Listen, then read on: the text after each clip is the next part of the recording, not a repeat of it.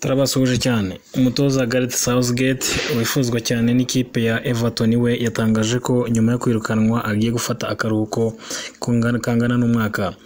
Umukinnyi Anthony w'ikipe ya Manchester United arifuzwa cyane n'ikipe ya Fenerbahce yo mu gihugu cya Turkiya. Ese iraza kumubona cyangwa ntibiri bukunde? Reka tubitege amaso.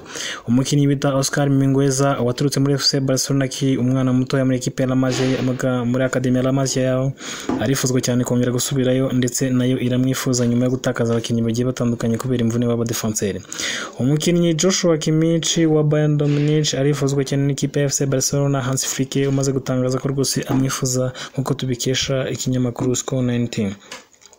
Real Madrid nayo iravugwaho cyane gushaka umukinnyi bita William Saliba, ndetse bikabije cyane yenda garukaho n'abakinnyi bayo cyane mu buryo bufatika.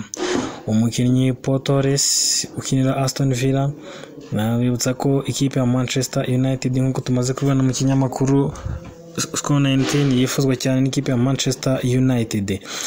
Real Madrid ikaba yofaringa umukinnyi wayo ukina hagati bitari Leroy Tchouameni mu ikipe ya Liverpool, ikaba yifuza cyane rwose ko yajyamo mu gihe nayo yifuza umukinnyi Trent Alexander-Arnold wifuza cyane kujyana we muri Real Madrid, akaba yaranze no kongera amasezerano.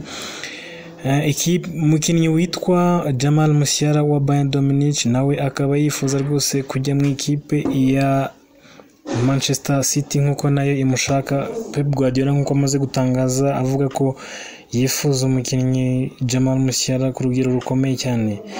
Umukinnyi Nico Williams w'ikipe ya Atletico de Madrid ya Atletico Bilbao arifuzwa cyane n'ikipe ya Manchester United ku rugero rukomeye cyane.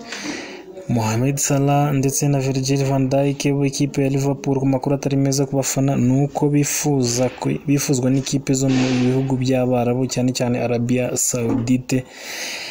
Umukinnyi kimwe na Kevin De Bruyne wa Manchester United arifuzwa cyane n'ikipe ya Al Nassr ikinamo Cristiano Ronaldo.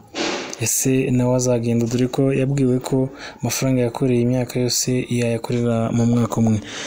Tugiye ku bintu bya Ballon d'Or rero, nk'uko mubibona ni benshi bahabwa amahirwe yo kuyitwara, ariko uwitwa Vinicius Junior cyane arahabwa amahirwe kurusha abandi bantu bose. Umusore uhagaze ku gaciro ka miliyoni 180 z'amapondi kugeza kuri ubu ngubu. Ese azayegukana? Reka turebe, nyamara yatwaye byinshi.